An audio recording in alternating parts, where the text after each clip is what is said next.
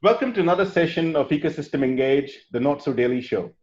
This is going to be a really exciting episode because we are speaking to leaders who are currently based in different countries across ASEAN. And these are leaders who have made significant impacts in the areas of smart governance and helping digital transformation within government services and also supporting nations. We're joined today by Dato Peng, who's the Chief Operating Officer of MDEC in Malaysia, the Malaysian Digital Economy Corporation, who are basically the, charting the course for Malaysia's, digital transformation programs. We're also joined by Randeep Sudan, who's a board member of Ecosystem, but more importantly, Randeep has played a very significant role in this digital economy because in his previous role, Randeep was a global leader for the Digital Development Unit of the World Bank based out of Washington and then later on based out of Singapore. And prior to that, Randeep was with the Indian Administrative Services where he played a critical role in helping chart the course of India's boom time in the tech economy. Also joining us is Shamir Amanullah, who's a principal advisor with Ecosystem. Also not new to the digital economy. Shamir started his career as an analyst a couple of decades ago, but he has worked for a number of years with MDEC in the formative years of his career. And prior to joining Ecosystem, Shamir was head of strategy and product development for a large telco and broadband asset company. So welcome everyone, and we're really looking forward to a great conversation around how digital can help nations with their socio-economic recovery. Thank you for having me, Amit, and I'm glad to meet all of you again virtually. Looking forward to a good conversation. Likewise. Thank you. It's been it's a pleasure to share today with Dato Peng, who I know quite well. You know, we started working way back in the early 2000s, and Randeep, of course, is going to be a really good session today, I'm sure. Right. So I'm going to get straight into it, and my view on what we are facing at the moment, one thing is we are going through what we can term as a humanitarian crisis, and the economic crisis is just a fallout of that. And what that means is, first and foremost, the impact is on people and people in any sphere of our lives, whether it's our family and loved ones and people within our teams and customers and partners, and in your case, obviously, citizens as well. So first of all, I guess a key point that we'd like to get a perspective from you on is, how are you coping with this? How are you managing your well-being? Because, if you look after yourself, you can look after others. And then more importantly, how are you dealing with keeping your teams engaged and inspired through these times? Nobody expected this. I think everyone was or still are impacted by this COVID-19. Some are severely impacted, some are more prepared. So personally, living in the city, knowing that we have access to all these essential support services and goods, is manageable for some of us who are lucky, I would say. And you can buy things online, or any services you can do it online. So personally, I think I'm coping quite well, except that you don't get to go out and meet people. But lately, I have been traveling to offices, to Putrajaya, to attend meeting when some people prefer still having a face-to-face, so we can manage it. But initially, I would say that a lot of people are very shocked because you don't know how to manage. As far as MDEC is concerned, I have to count ourselves very lucky. We were quite prepared. Before we have this, in Malaysia we call it MCO, but some places they call it other than lockdown whatsoever. we were looking at potentially, because we're looking at what happened in China and in other countries. So we thought that let's get ourselves ready. So prior to Malaysia's MCO, we have already gotten the remote working tools set up in the office. And then we started to give all those licenses to our people, including myself. So we were equipped with first like Zoom, Team, WebEx, you name it. So those are the tools we have given to our people in case we cannot meet other people real time. So from that angle, we were able to immediately, when the government announced a day before saying that it will be the movement control, we already mobilized ourselves to be able to work from home. Of course, before that, we were preparing for Team A and Team B. So even though before government says anything, we were preparing for the Team A and Team B so that we can alternate and then make sure that we are safe. But because there is a work from, I wouldn't say work from home, because of the MCO, so we decided to have everywhere work from home. Even until now, government has implemented this conditional movement control. We choose to work from home, and until perhaps after the festive season, this is to ensure our people are all protected, because we want to be able to continue to support. And why it is important is, you know that when during this period, digital become very key. MDEC must be able to continue to provide our services to our customers, our client, our partner. So making sure that we can be full force during this time is key. And I can only say that I feel very lucky that we were very prepared for this. And I think you asked me a question about how we are managing the team. So maybe I just go into that. Even though we have this tool, you still have to modify the way how we work a bit. Number one is discipline, right? Everybody is working from home, and we are not like going to check on everybody. Are you working from 9 to 5 or 9 to 6? So we personally, what I do is I increase the communication part with my team. So communicate is really important. Like I continue with my regular project business review session with the divisions that I am in charge of. But I also increase the time I spend with my direct report. In the past, I may just say, okay, let's meet weekly. But now I actually do a shorter daily review a few weeks into the MCO. And I find it very, very, very effective.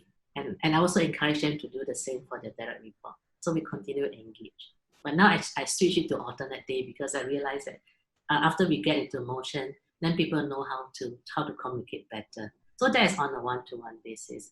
But at the same time, you also need to make sure the entire organization is kept up to date. So we have more regular town hall. Our town hall is implemented on a remote working base. We encourage people to share, because I think it's very important. We also conduct survey to try to find out from people, how are they doing? Do they need more help? Because you know that people be impacted, they may be reluctant to say.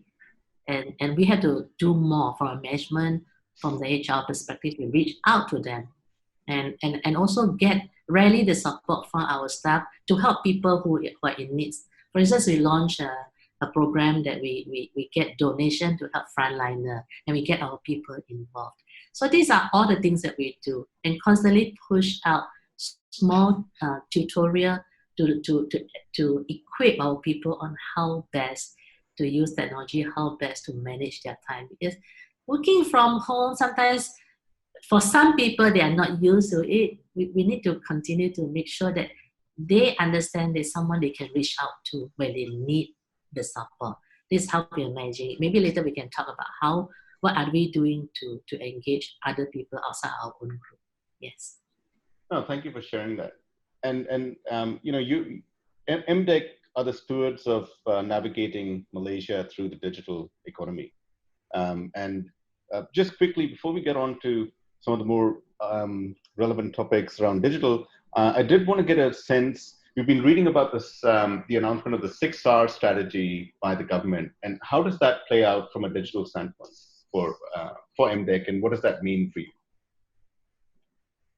Yeah, 6R is a holistic plan by the government of Malaysia to bring us from the first stage of the resolved all the way to reform. I think you know the 6R very well, Yes. right?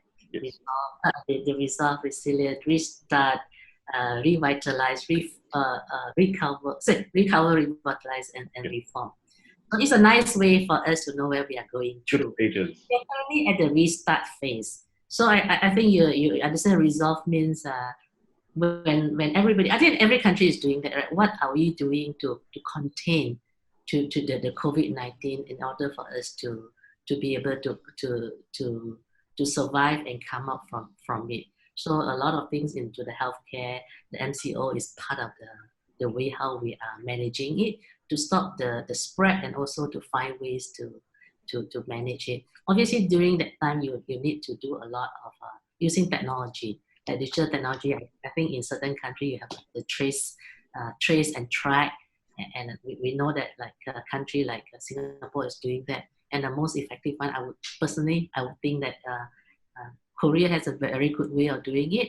But then not every country can do the Korea way, as we all know as well. Like Taiwan is doing very well as well.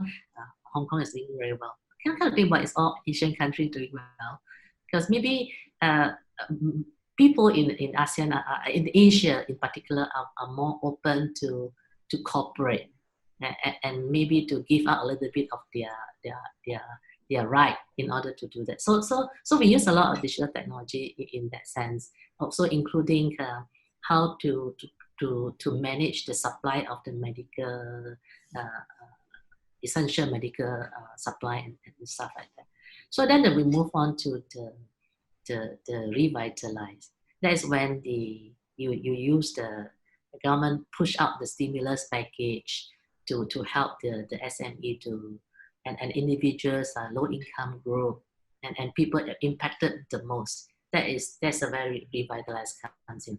And technology again is important. You need to be able to look at the data. You need to know who needs help, how you can use technology to distribute the aid to the people. And then now at the restart phase is even more important, right? And then how you can help the business to go back. Restart, not necessarily recover yet, but you need to be able to start to work. In fact, we started before even the restart phase started by pushing out the digital tools, in particular the remote working tools. I would say the remote working tools is number one thing. During this lockdown or MCO, we realized that a lot of businesses, especially the traditional SMEs, they were like clueless. They don't know what to do. They totally complete stop. And we have to understand that many of them, they may have the cash reserve can last them up to a month or 2 months. And if they continue to do nothing, it have a severe impact to their own business as well as the big people working for them. So this is when we see that the first thing first is get them to start to continue to do business.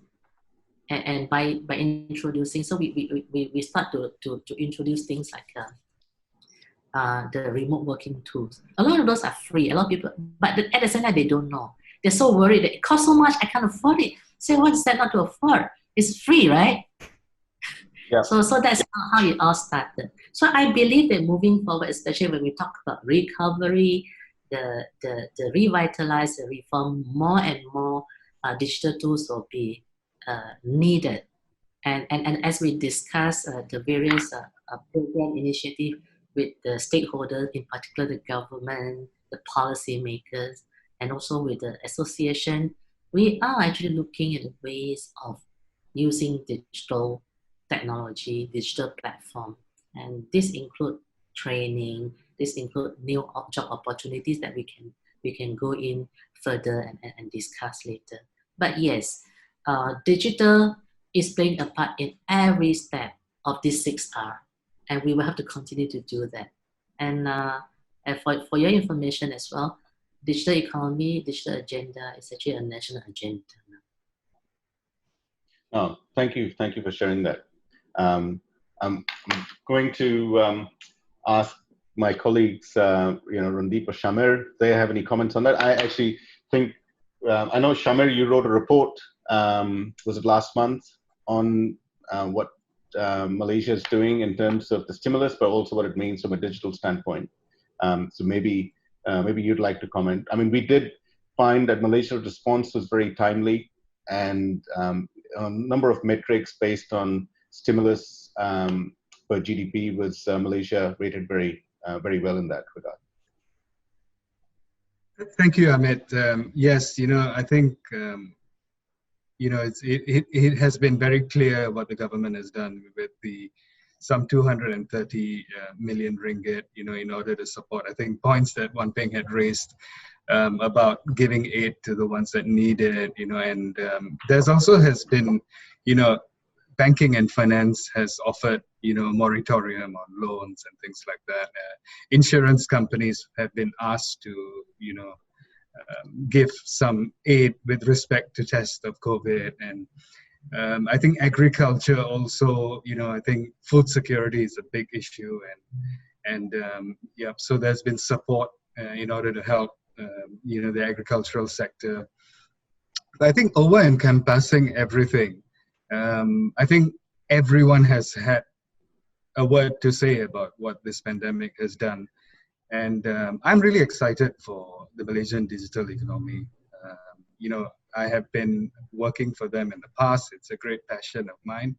The multimedia super corridor will always be very close to my heart. I think the digital economy is likely to seriously benefit in a huge way, because the pandemic has caused such a titanic shift with respect to how workers and consumers behave, and if an organization, irrespective of sectors, right, if you didn't have a digital strategy, you sure are figuring it out now.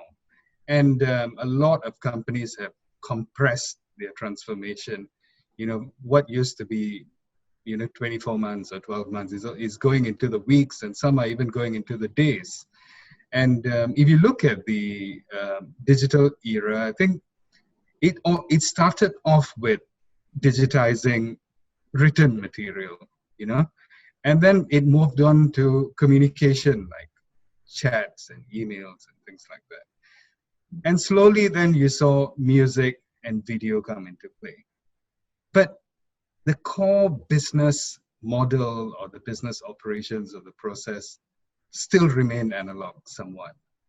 And I'm saying this in context of, the 3,000 odd companies that are, in the care of MDEC, is that they're going to have a lot of opportunities, because finally now, this pandemic has been the biggest driver to move digital into the business process, operations, and transformation. So what used to be a function of marketing, everyone needed a digital marketeer to have presence, to have a mobile app, to make sure copywriting is right, search engine optimization, etc., etc. Today, it is moving into operations and processes. So finally, the C-level suite are paying attention. And I think this is a big thing, and it's not something that is a phase. I don't think there is a going back to analog. That's not going to happen. And I think in a very short space of time, we have engaged with loads of people, and many are comfortable with this new normal, as they call it. And so maybe the digital native companies, had less of a challenge, because they already started off on the right path. But nevertheless, the likes of Airbnb, for example, being a digital native, they're struggling, right? So I think fundamentally, whichever sector that depends on a physical channel to market and movement of people, they're going to struggle. But a lot of the rest of them have to do it, and they are doing it. And I think, yesterday we had a conversation with Capgemini, and they've supported many, many companies in the industry, and it's exciting times ahead. And I'm sure that this is going to leave a huge impact and boost the digital economy in Malaysia. It's great. And Randeep, I know Malaysia is not new to you. Of course, the digital economy is not new to you. You have just wanted to mention that Randeep has had the privilege in many of his, past forays to engage with the Malaysian government at the highest level, including with Dr. Mahathir. I wonder whether you and Wan Peng have met at some of those meetings. I know those meetings have taken place in Malaysia and in India and, of course, overseas in the past. Wanted to get, I guess, just a perspective from you, Randeep, as we ease into this on, which sectors do we feel are greatly impacted, and which are the sectors that we believe will need to rapidly adapt to digital technologies to work through that 6R process, as Wan Peng very eloquently outlined. Well, thank you, Amit. Just to answer very briefly, I think there is a consensus that, for example, the travel and tourism industry, if you look at transportation, especially, you look at all the airlines, and then, of course, retail, all these sectors are likely to be impacted more, though it is true that every single sector will be impacted, going forward because of this pandemic.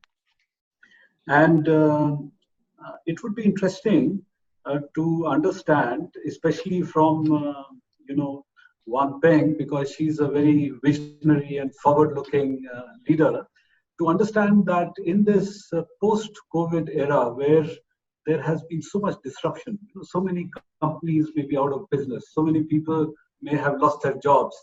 So is MDEC thinking of a pivot in their strategy, to specifically address the whole dimension of unemployment and businesses going under, which will have to be tackled at some stage going forward? Indeed, if you look at the situation that we are in, the pushing business to digitalize has been the focus for us for the past few years. As you rightly pointed out, when we started MSC, a lot of effort was on the supply side, even though we are actually working on the 7 flagship applications, of which 4 of those are driving government to go digital. Those that we say ICT. Healthcare, the telehealth, the smart school education, as well as the multi-purpose market. On top of that, we have things like the borderless marketing and worldwide manufacturing. Using today's word, it's actually e-commerce. So from 25 years ago, we were looking at that. But I have to say that initial years, a lot of our effort was on the infrastructure. Only the last, and also on the supply side, meaning we invited a lot of companies, both local and globally, to set up the operation and driving the development of solution. But we realized that in 2015, and that was about 5-6 years ago, that to drive digital economy, you have to ensure that demand side embrace technology. So there's like 20% of the contribution can come from supply side, but another 80%, the benefit is actually coming from every business adopt digital technology, using technology to help them to improve the efficiency, effectiveness, new sources of growth, and so on and so forth. So our focus was very much about driving productivity. We will continue, but like Randeep rightly pointed out, during COVID, Malaysia, just like any country, many businesses are impacted, and also many workers are impacted. So it's no longer just about productivity. We have to continue to drive, but also have to make sure that we save these businesses, we save these works. If we cannot save these jobs, what can we do? So the discussion today is very much about creating opportunities for the people. So you probably are very familiar with this concept of gig workers.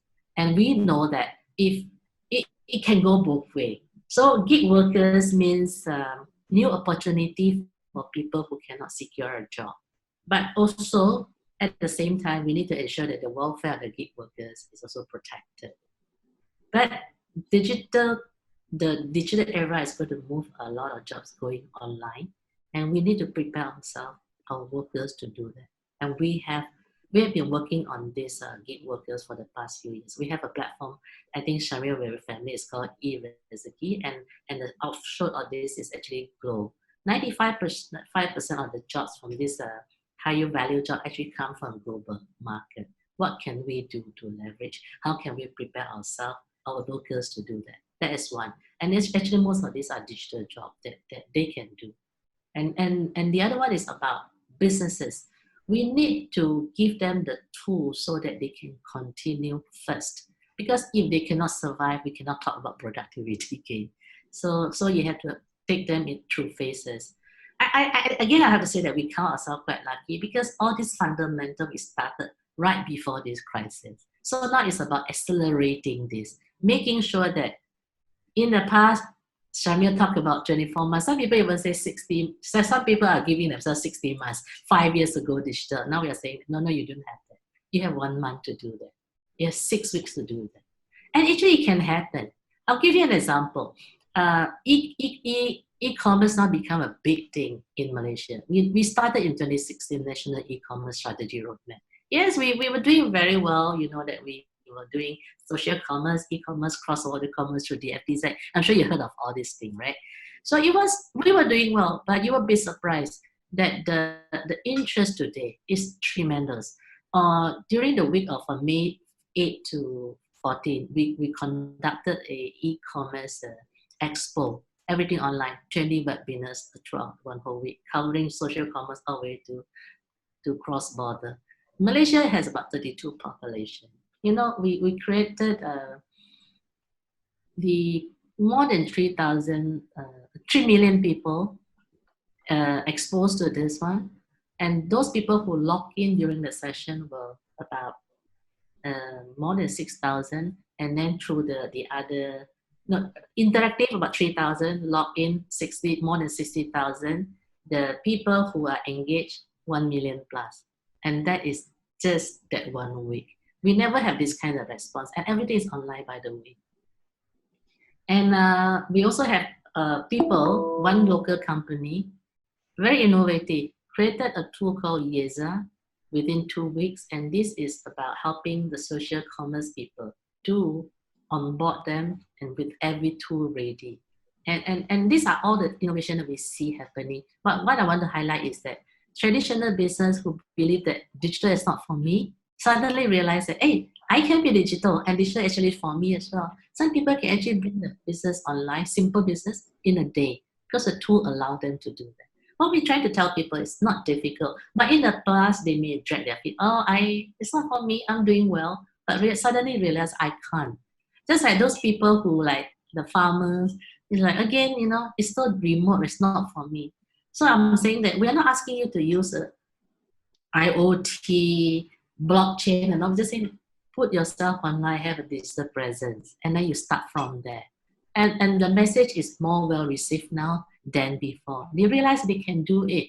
And I have one person who's selling seafood. She said she was already, because she was on our program from nothing, and then she doing a traditional business about 3 years ago, and then she started joining our e-usaha. And then during the lockdown, she realized that her business was impacted. She pivoted, and then she found a way. Within the 1 month, her business improved by 5 times 500% because she was clever in using digital tools. So in order to do this, you realize that your supply chain has to be in a good, is available. Supply chain means your delivery, your ordering, your payment, all these things has to be in place. I'm very glad that MDEC saw those things and we started preparing ourselves, and now it's about trigger this, activate it, accelerate it, and get out to more and more people to do. I'm very confident that digital economy is definitely going to bring a lot of benefit to the business, to the people who's working for somebody else, and also some new sources grow. Someone talked about agriculture just now. Was it Randeep or Shamir? And we are also looking at how we can look at agriculture. When I look at all this sector, it's not about just digitize from where you are to just like analog to digital. We also have to look at new opportunity. My view of agriculture is like this. You talk about food safety. but we also talk about the income level. So for my view of how to reform agriculture sector are threefold. Number one is simple, increase farmers' income, knowing that the issue about farmers' income is always about not knowing where is your demand is. So this is very simple. Connect the dot. Connect the buyer to the seller and make it simple for them to do business online. And this one we can use the existing infrastructure to do so. And the other things that you need to do after this is about how do I improve the yield. So that is not this where you bring more technology into it. Use a sensor, IoT, data analytics for you to know more. And finally is that since we are talking about all these things already and many people are losing their job, right? So what can we do? Can this be a new source of income, new sources of growth? We can have a new generation of digital farmers, encourage more people to go into that. After all, we import a lot of food, just like in Singapore, you import a lot of food. So if let's say you can do some kind of import substitution, you have more security in terms of food supply. At the same time, you also reduce dependency, and then you also reduce the outflow of cash. So when we look at digital, we look at it from a holistic view, but at the same time be very aware that not everything can happen at one time. That's why all these 6R, right? Restart, get people to do certain things first. Recover, make sure that they can go back to be able to continue. After that, we start to revitalize, we start to reform. And some of those may be immediate, some may take 12 months or 24 months to see the result. But all this thing has to run as soon as you can and get yourself ready to do that. That's how I see how we can drive digital economy. I just gave agriculture as an example. The same can apply to other sectors as well. Yes, it's very, very pragmatic views as well, very real and achievable views. Thank you, Peng. That was a very holistic view of various sectors and how digital initiatives have been helping these sectors restart, recover, and what could be done specifically in the agriculture space and supply chain. Very relevant, pertinent points. With that, Randeep, I wanted to get your perspective on maybe not today, but as we work through the socio-economic recovery process and using digital and technology, what could it mean in the framework of the 6R framework towards the latter phases, perhaps, and what sort of thought process could be applied towards supply chain? Yes. So, there are two ways to think about this, in my view. So one way is to look at the fact that the business environment has changed, and companies and businesses will have to, in a sense, transform and reinvent themselves in the new environment. Now that requires a good understanding of what are the foundational shifts that are taking place, both in the economy and in the society, and use methodologies like quantitative futures to pick up those signals, amplify them, and have maybe a very forward-looking approach in anticipating where things are going, and to that extent aligning one's business and one's strategy to benefit from those changes. So there's a lot of thinking on how do you track these changes, how do you use something called the 3 Horizons framework, and in fact Malaysia was one of the few countries which was also pursuing a blue ocean strategy, at one point, where they even had a Blue Ocean Institute, which was looking at the long term and trying to think ahead. Even the whole thing about Vision 2020, which is essentially, what Malaysia started, was an attempt in this direction to think long term. So I feel that this long term thinking has to be embedded and has to be facilitated in some way or form for even the smaller players. So that's one aspect of making transformational changes and pivoting businesses at scale to be able to respond to fast changing developments in technology, in business models, and in a post-COVID-19 world. So that's one part. The other part is on transparency of supply chains, which has a lot to do with resilience, right? So how resilient you are also depends on how quickly you could reconfigure your supply chains and how you are mindful and what insight you have on the risks that your current supply chains have. So we were looking at one particular supply chain which relates to the garments industry. Now, why garments? Because 1 in 6 people in the world are actually employed directly or indirectly in the garment sector. This is a sector where large number of women are employed. So if I look at Myanmar, which is just one country in the region, half the women employed in manufacturing are in the garments sector. And the wage rate of unskilled women in the garments in Myanmar is something like $60 a month, $2 a day, which is what the World Bank definition is of extreme poverty. So you have this large number of poor women and poor people engaged in an industry which has completely been rendered upside down, because if you look at the drop in demand in the US, it is something like 42%. In Europe, it is 50%. In Japan, it is 20%. If you look at a country like Bangladesh, 1 million out of 4 million people employed in garments are out of jobs today. So this represents a very disruptive change, which is impacting the livelihoods of large number of poor workers. So how do you make a shift in this sort of context? So one thing we determined was that if you look at culture, you look at society, definitely there is a shift towards more ecologically friendly clothes. There's a shift towards fair wages for these workers. And yesterday I was having an interesting discussion with a company called Retraced on how they have managed to create an ecosystem where you can completely trace the supply chain and be able to ensure that each stage of that supply chain, it conforms to fair wages, it conforms to ecologically friendly raw materials. And at the end of this exercise, how a garment can have a QR code, which if you scan the QR code, you know all the raw materials which went into that garment, you know every single person who worked on that garment, and you are assured that fair practices were practiced across the supply chain.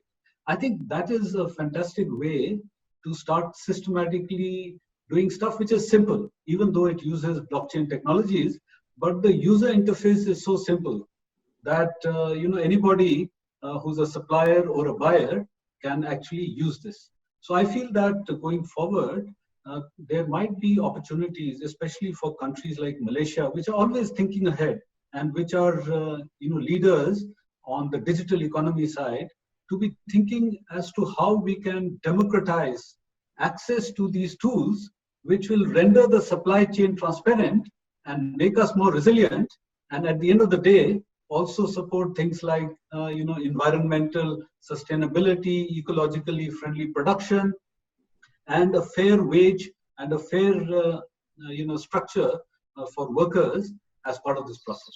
So there's a huge opportunity, I feel, in that particular area, which we certainly look up to Malaysia, to be leading the way. Thank you. Yeah, I agree with Randeep.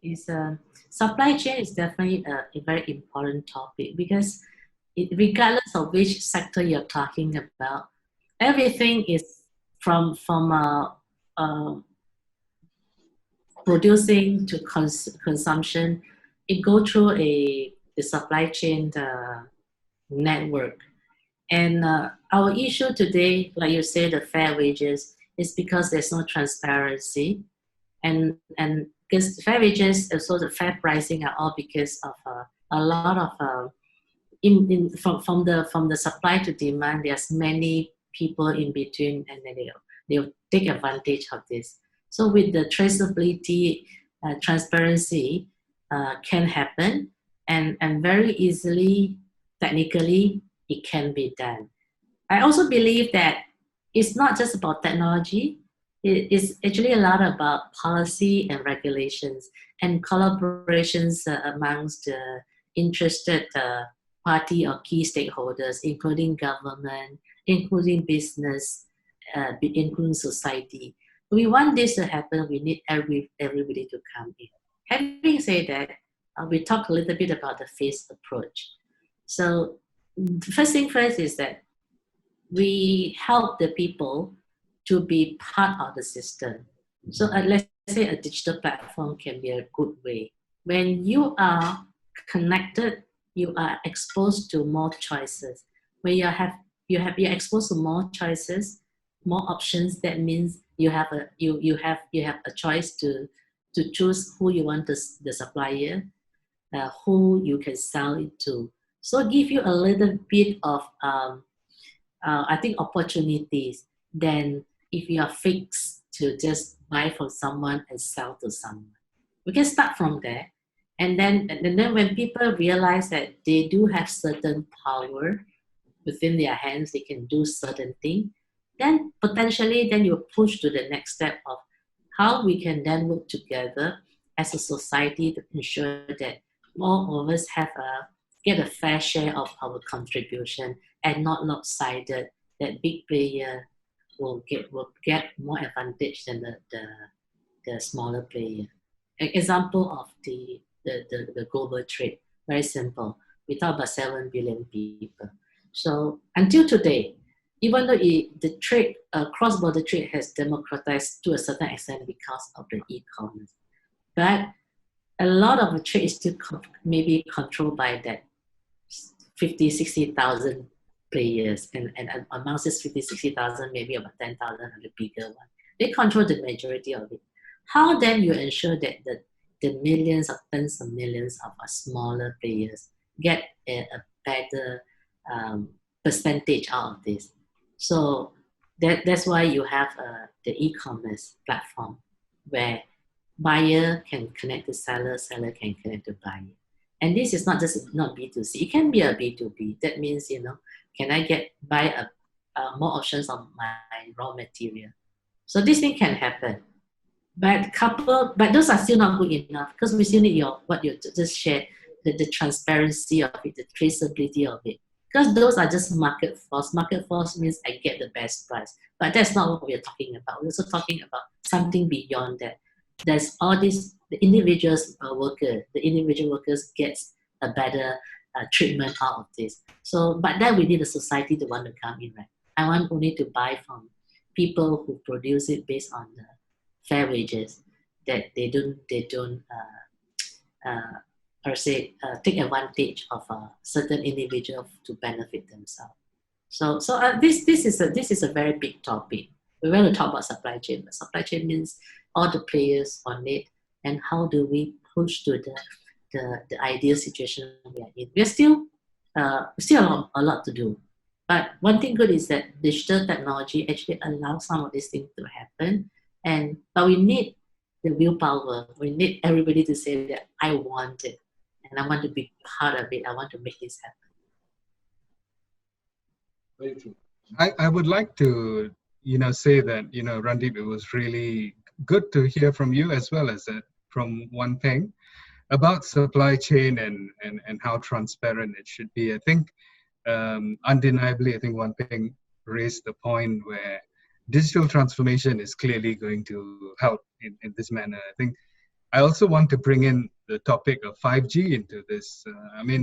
It's going to make sure that there's a lot more access to real-time data, with a lot of machines being connected and manufacturing facilities being automated and analytics going into it. So the supply and the demand. But I think the human factor here really is how fair is it? How sustainable it is? I was listening to this podcast as well about the Bangladeshi garment factories, and I think they really have been treated very poorly, and some of them were raising a point saying that, hey, these big brands, right, your Marks and Spencers or the Uniqlos or the likes of them, that are retailing in the billions.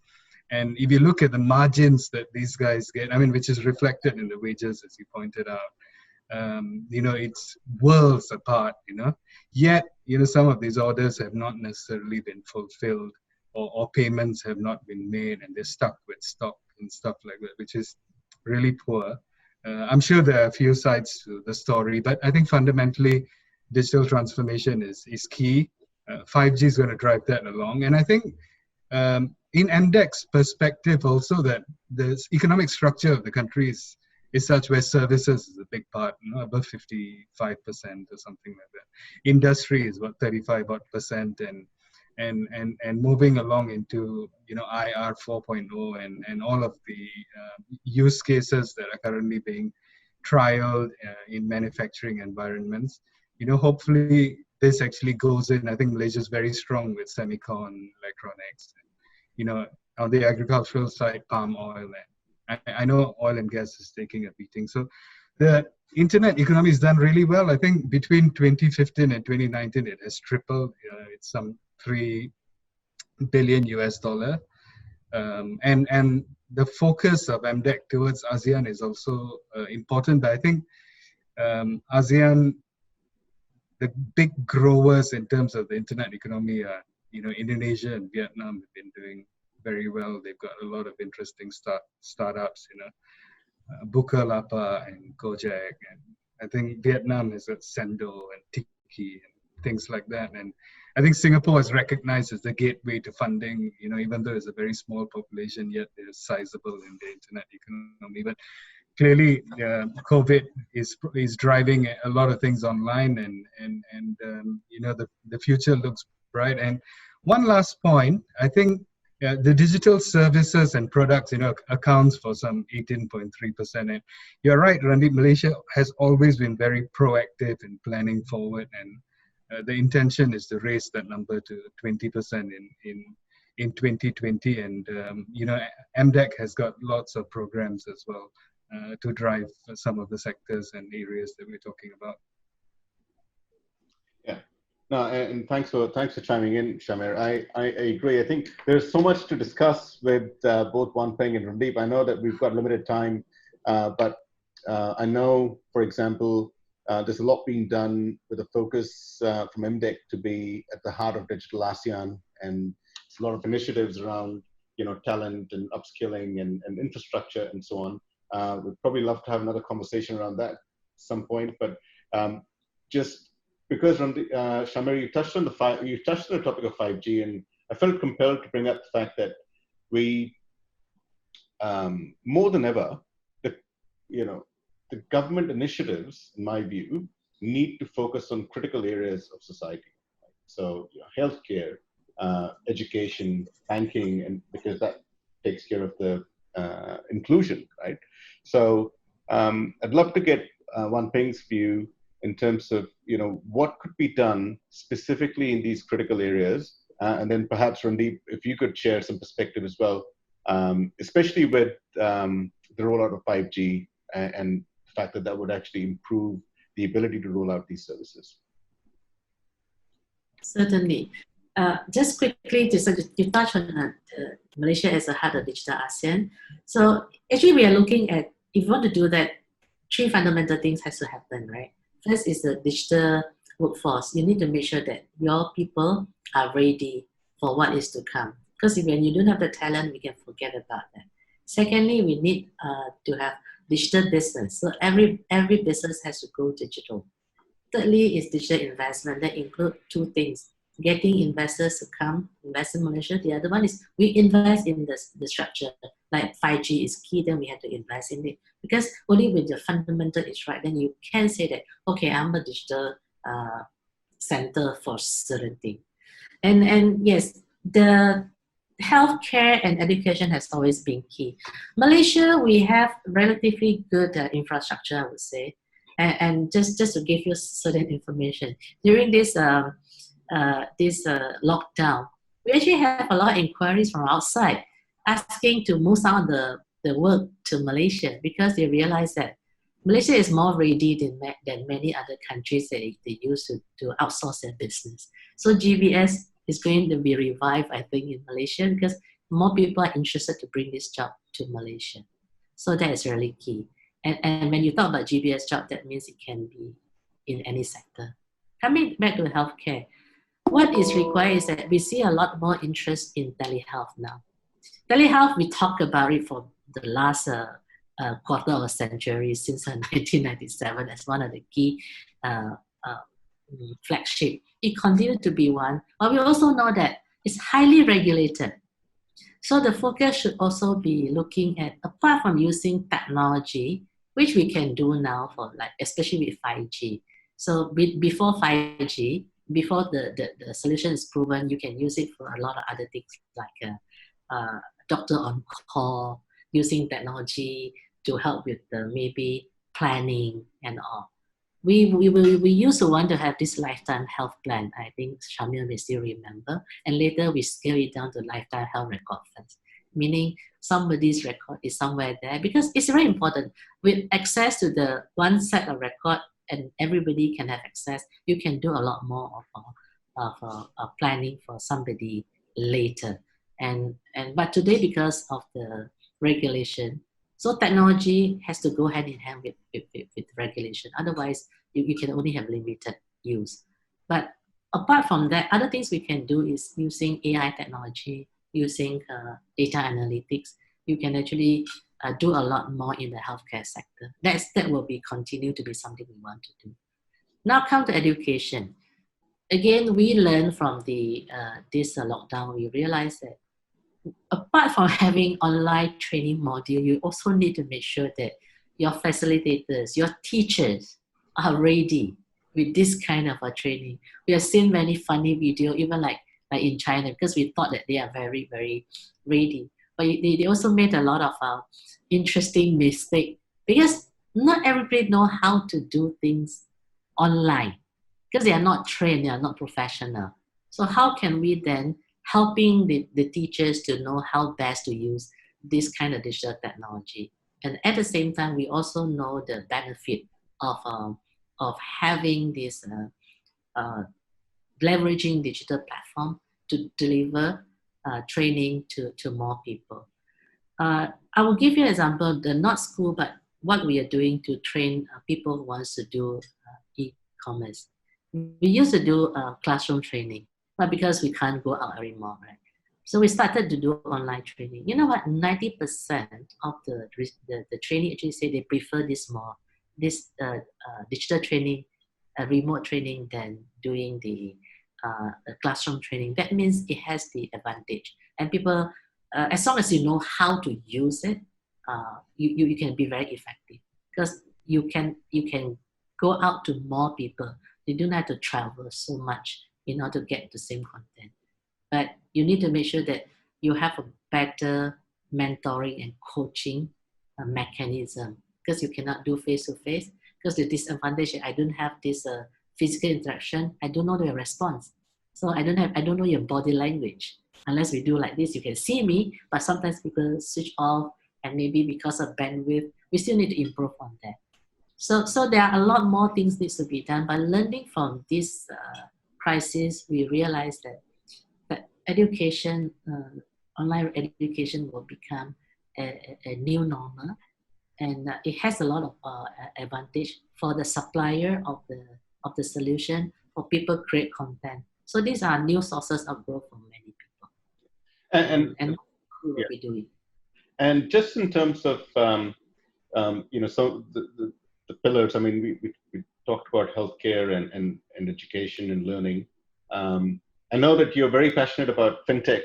One thing, we had the pleasure of having you at our Global Leaders Roundtable at the Singapore FinTech Festival last year, and I know how passionate you are in that about that sector. And inclusion is a big theme that we've talked about. Fair wages, transparency, inclusion. What role do you think MDEC will play, and the role of fintech, more importantly, in enabling that digital engagement across the economy? FinTech in our plan is going to be something we have to democratize the financial services. Again, same thing, like moving from something that's controlled by certain big players to open up the opportunity for more innovative solutions to serve the underserved society. Financial inclusion is very key for us. In Malaysia, we do two things: financial inclusion plus the Islamic fintech, because Malaysia is one of the top countries in the world in terms of Islamic finance. Yes. So we want to use the technology to ensure that this can be shared across globally. Today, we have more than 200 players in fintech, and we continue to grow. We work with UNCDF, one of the key body, and Malaysia is actually a hub for them for financial inclusion. We're also embedding some other, especially like the Islamic fintech into that. How we are going to use it is that working together with regulators, central bank, Bank Negara, as you know, to go out to the underserved market to help the individuals and small micro SMEs to use financial services. You see, in Malaysia, we cannot say we have unbanked population because when 97 people have a bank account. The issue is actually that they're underserved. They have bank account, they may not use it because it's too troublesome, too difficult. So in 4 areas, we use them SLEEP. SLEEP is S is saving, L is lending, I is investment, P is payment. How do we bring these 4 to the people, to the larger community using technology? I can't blame the bank 100% because their cost is very high if they want to do it the traditional way. But using technology, using data analytics, you can do a lot more. Even the KYC, the cost of, let's say, providing a service, the cost of delivering service or engage on board will be much cheaper because you're talking about economy of scale here.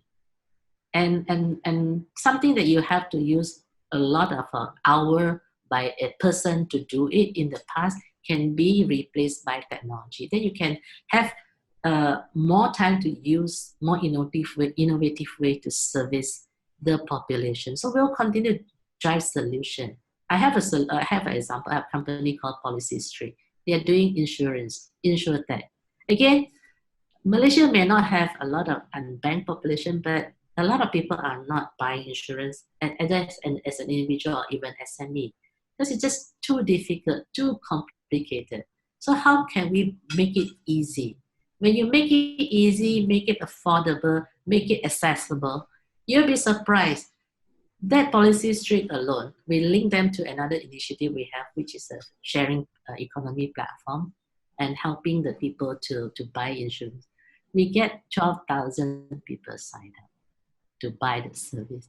You think it's easy to buy, to get 12,000, insurance to be signed out just like that. But because you make it easy, simple, maybe less collateral, less checking and all, but it doesn't mean that it's more risky. It's not. It's just that you have a better KYC mechanism.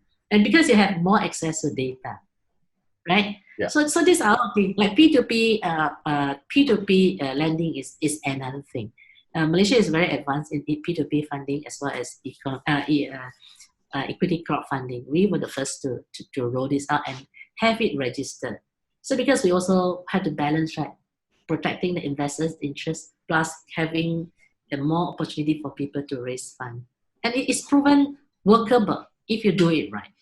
So yes, I have a lot of expectation with regards to fintech, but we have to keep rolling out solution that is usable to the people. It's not about technology, it's about do I have a solution to address a problem or do I have a solution to take advantage of the new opportunity? If we think along that line, fintech has a lot of potential. We're also working with the central bank to come up with something like a pre-sandbox. But we cannot call it pre-sandbox, but essentially it's making sure that the fintech company has better understanding how to run business for them to have better awareness of the regulations. The whole thing is not about doing things against the law. It's about understand how to work within the regulations. And if let's say certain things require changes, at least we know why, and then we can then feedback. So that is the role that we're playing now, and we are seeing some success. It's I think this discussion has summarized the whole process around planning, but then also the focus on where technologies can very practically impact according in line with the phases that you're looking at from restart to reform, and also but looking at talent and upskilling. You've discussed that, and more importantly, I think the whole issue that you and Randeep would brought up in terms of inclusion and how do you make sure that technology can be leveraged to maximize inclusion, bring everyone in society into the mainstream economy, and also to take away the risk of exploitation of the underserved and underprivileged. So this has been a wonderful session. I do want to get, I guess, any last thoughts from Randeep, Shamir, and Peng as we close off. Any final thoughts on the role of the digital economy? Sure, if I may go first, yeah. and leave the last word for Randeep. I think, I think there's a wide breadth of topics, right? From digital economy, e-commerce, supply chain, fintech, and so on. I think underlying to a lot of this is digital transformation that has taken place, and accelerated by COVID, of course. I think it's important to note the importance of infrastructure here, because when you talk about the government priorities on education, healthcare, and its own services to the citizens at large, it involves infrastructure. And I think the Malaysian government has done really well through the mandatory standard access pricing to bring down broadband prices by some 49% or so. And this is one of the factors, along with market forces, which has seen Malaysian subscribers download or use more data, gigabits per data, as compared to, is one of the highest in the world. I think some 15 gig per month or something like that. And it's phenomenal. That also tells me that I'm probably older than I should be, because I don't use half of that. but back to the infrastructure point, I think NFCP is something that is very important. The government plans to bridge the rural and digital divide. It wants to make sure that there's, up to gigabits kind of a speed in the state capitals and so on. And also ensure that fiber runs through schools, hospitals, libraries, etc., etc.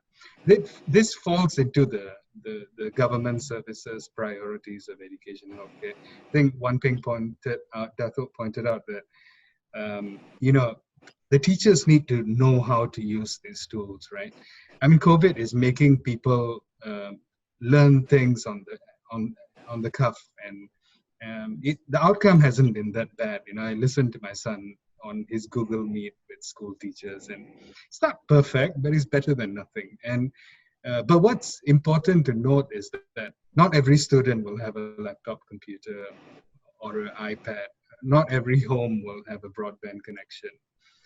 Not every teacher will have access to the same facilities, So it involves a huge amount of capex, with respect to education itself. But I think this time has shown how important it is. And I believe that, there will be new, innovative, and more inexpensive ways to roll this out to the people.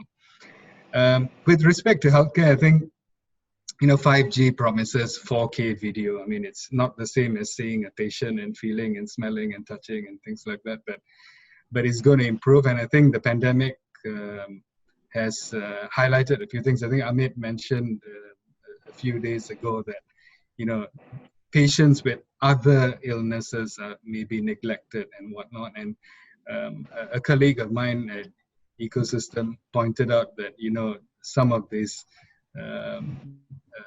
telemedicine or video kind of a consultation has shot through the roof. It used to be very little, but it's now in the hundreds of thousands a month or something like that. I mean, that only tells you that, yes, the regulations are not in place, and no doctor can actually conclude his findings somewhat, but it is better than nothing in desperate times like this. So maybe the regulation will be accelerated in that regard as well. And I think for government services, it's pretty clear that while the private sector is going through transformation, the government is also doing that, with digital transformation. So I think that should take care of itself.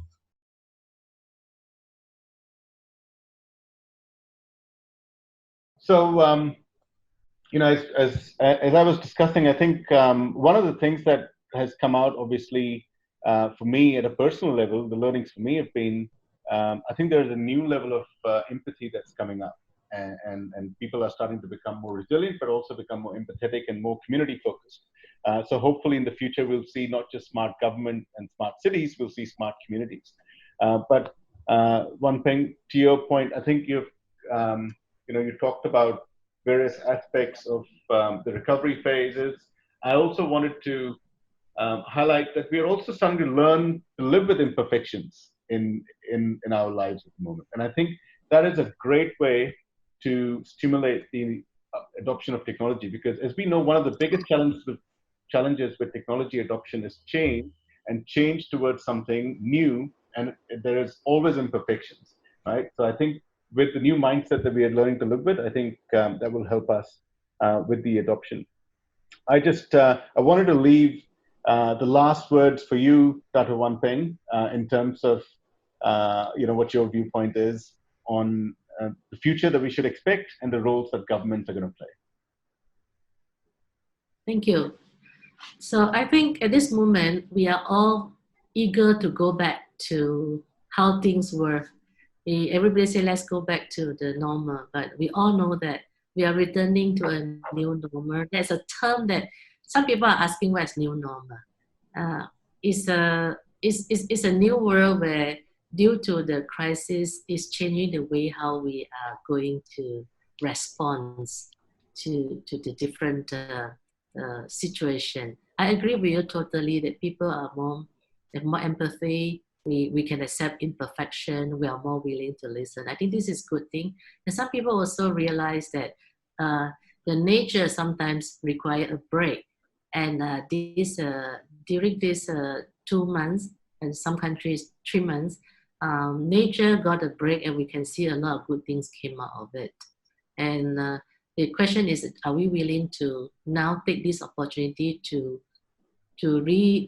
recharge and to come out stronger and become a better place for all? While we're all waiting to, starting to restart and wanting to recover to where we were, I think it's also time for us to look at how we want to make this world a better place, reform how we do things, and not about going back to the bad habit, but take from what we have learned from this crisis and make this a better place. Because coming from MDEC, I like to continue to promote the digitalization.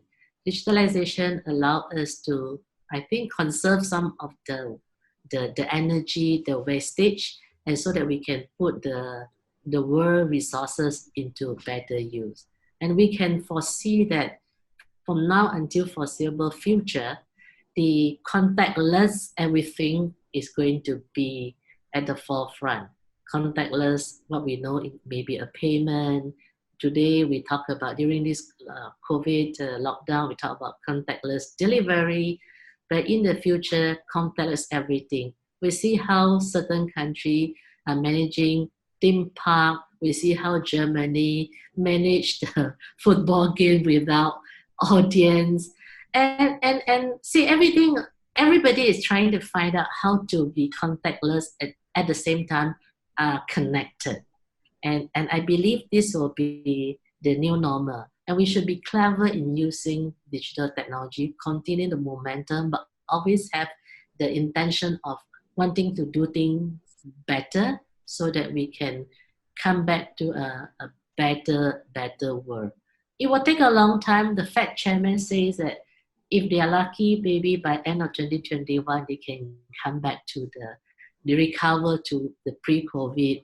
And some experts say that we may have to live with this for the next 3 years. And even then, the things will be very different.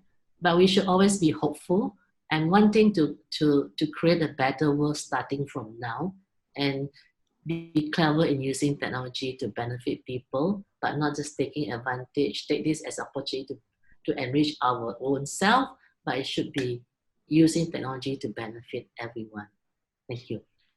Well, very profound thoughts, Dato Peng, Chief Operating Officer of the Malaysian Digital Economy Corporation. Very encouraging to hear such empathetic words and very pragmatic view from government leadership. I think that's a great sign of things to come.